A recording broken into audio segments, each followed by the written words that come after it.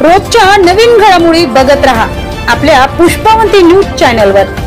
आजच आपल्या चॅनलला लाईक करा, शेअर करा, सबस्क्राइब करा, बेल आयकॉन। तहसील कार्यालयासमोर फाशी पारधी समाजचे एक दिवसीय धरणे आंदोलन। पुसद प्रतिनिधी। गायरानपड ई क्लास व सी क्लास अतिक्रमण जमिनी हिसकावून घेण्याचा काटोकाट प्रयत्न करत असल्याने तहसील कार्यालयासमोर एक दिवसीय धरणे आंदोलन दिनांक 14 जुलै रोजी करण्यात आलेले आहे।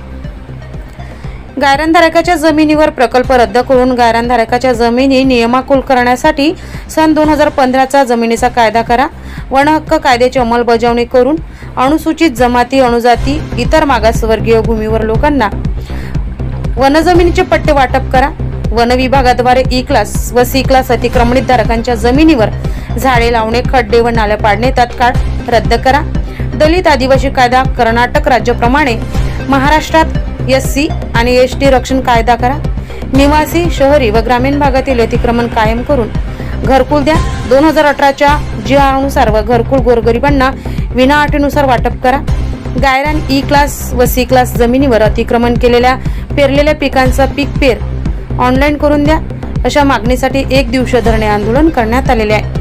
एक दिवसीय धरणे आंदोलनामध्ये राष्ट्रीय कार्याध्यक्ष दादासाहेब क्षीरसागर यांच्या नेतृत्वात अतिक्रमणधारक मौजा, शिवाजीनगर, पांगरवाडी, गौड, शिरोणा, आसोली, खडकदरी, लोणदरी, शेलू, वसंतपूर, हुरी बुद्रुक, माणिकडोह, जामनाईक, गोपवाडी, लोहारा, उल्हासवाडी, फुलवाडी, इसापूर धरण, उटी ई, बुटी ई, मो, पिंपळगाव ई, आमटी कुंभारी, हनुमाननगर, रोहडा, आसोला, कनेरवाडी, बेलोरा, खुर्द, बेलोरा, बुद्रुक, म्हैसमाळ, पांढुर्णा, भंडारी, राजना, पारद, मोका, लाखी, काहोळ, नानंदई, नानंद खुर्द, सावरगाव गोरे, गाजीपूर, इंदिरानगर, पाळोदी, बीबी, कवळीपूर इत्यादी गावातील अतिक्रमणधारक नागरिकांचा समावेश होता।